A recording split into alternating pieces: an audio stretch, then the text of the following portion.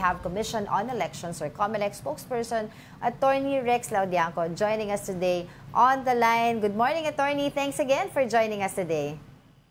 Magandang umaga po, Ma'am Angela, Sir Angelo, sa lahat po na taga-subaybay ng branch. Good morning po. Opo, hingi lang po kami ng update tungkol nga po dito sa pag-dismiss ng disqualification petition. Tama nga po, naglabas na po ng desisyon ng COMELEC First Division na nagsasabi po na na-dismiss yung kanilang petisyon dahil nga po kulang sa mandatory attachments. Alam niyo naman po, ito formal na kaso at kahit saan man pong korte o tribunal, dapat pagka po nagsampa ka ng kaso, kumpleto po. At lalong-lalo na ito na kine-question po ang qualification. Number 1 po dapat nakatouch dito yung kanilang certificate of candidacy na hindi po naisama.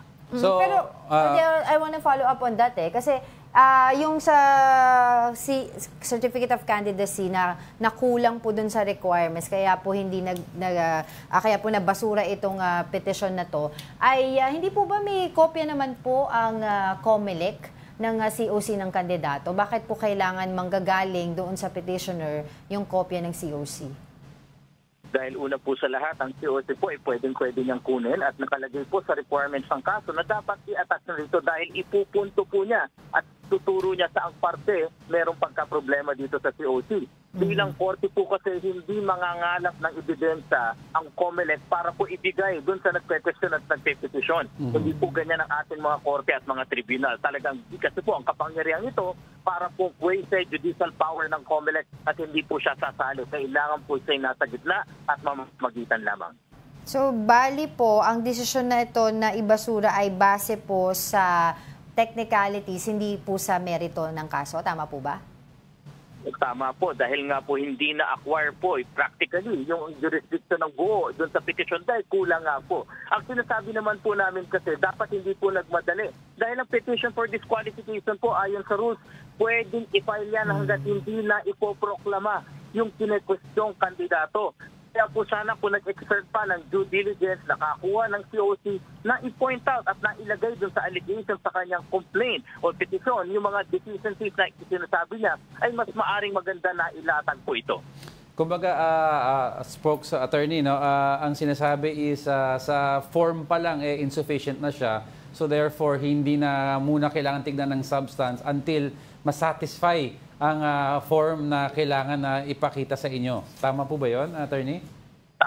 Tama po. Alam niyo po, ang COMELEC po kasi ay maraming trabaho. Isa po dito, yung pagtanggap ng COC na parte ng administrative functions namin. Ang pagtanggap po naman ng kaso ay parte ng kanilang quasi-judicial functions. Kaya po, sinasabi nga po namin, ito po ay nag-exercise ng cold impartiality of a neutral judge. Kaya hindi po magbibigay ng ebidensya ang korte doon po sa nagrereklamo. Kailangan siya po ang magbigay. Alright, so attorney, ano yung next step ngayon ng mga petitioners? Anong pwedeng gawin nila? Nasa sa kanila po kung sila po ay magpa-file ng kung anong mga aksyon at titignan po natin kung ano magiging susunod na hakbang nila. Basta isa po ang malinaw na punto namin ni Chairman Garcia. Yung pong disqualification case na pinag-uusapan, pwede po yung ma-file hanggat hindi na ipoproklama ang isang kandidato. May mga pagkakataon pa naman po. Oo. Do you guys still have notable disqualification cases pending po sa inyong opisina? Hindi ko lang po masabi ngayon pero meron pong mga ilan pang mga petitions for disqualification na kumekwestiyon po sa ilang candidates natin. Mga candidates. Attorney, taking this opportunity na rin po, no, would like an update siguro sa mga gun ban violators na nahuli. Kasi the last time we spoke, you gave us a number. Has it increased since then? Tama po kayo, Sir Angelo. Nasa 1,450 na halos ang mga na-apprehend po at nakakasuhan sa gun ban violation sa iba't ibang checkpoints at iba't ibang mga operations po ng ating law enforcement agencies. Yung mga baril na nakumpiska po, again, halos umabot po sa 2,000, no? Kaya nga po patuloy po ang pagpapaalala natin sa ating mga kababayan, kahit po kayo may LTO, firearm registration or permit to carry firearm outside of residence, kung wala po kayong certificate of authority o yung gun ban exemption, kayo po ay lalabag sa batas kung ilalabas po ninyo ang inyong mga baril sa labas ng inyong bahay. Hello, attorney. I've seen naman several updates on media, tas COMELEC sites na bawal nga talaga magdala ng baril regardless kung meron kang license to carry. But why do you think hanggang ngayon it still persists na ang dami pa rin ang dadala ng kanilang baril? Hindi po din nila alam? Ano yung mga excuses na binibigay nila?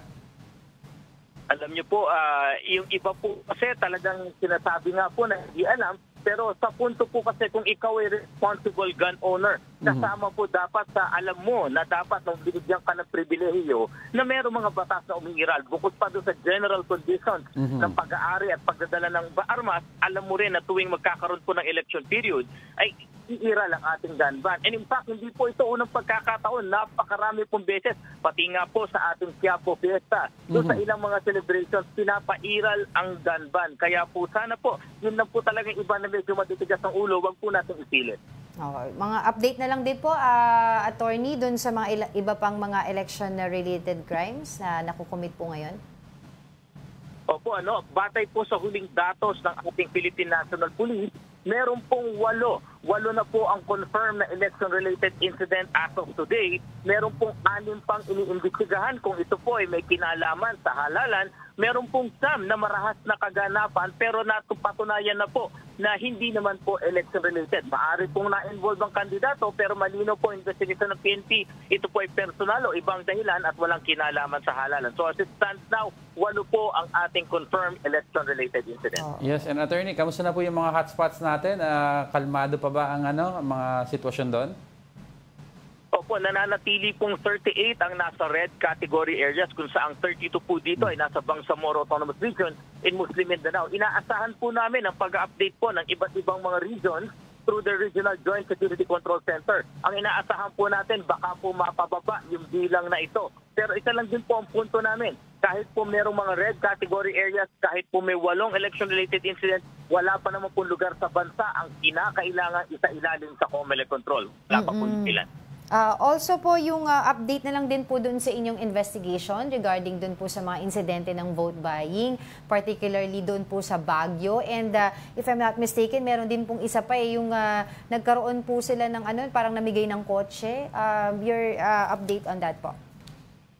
5 po ang iniimbestigahan po na potential na maging kaso po ng vote buying. Ito po yung nag-iimbestigate dito ang Committee on Contrabigay. Patuloy po ang kanilang fact-finding investigation dito at titignan po natin, mauwi ba sa pagsasampa ng kaso for vote buying or vote selling ang mga bagay na ito. Alright, on that note, maraming salamat po sa inyong oras, COMELEC spokesperson, Attorney Rex Laudianco. Thanks for joining us today.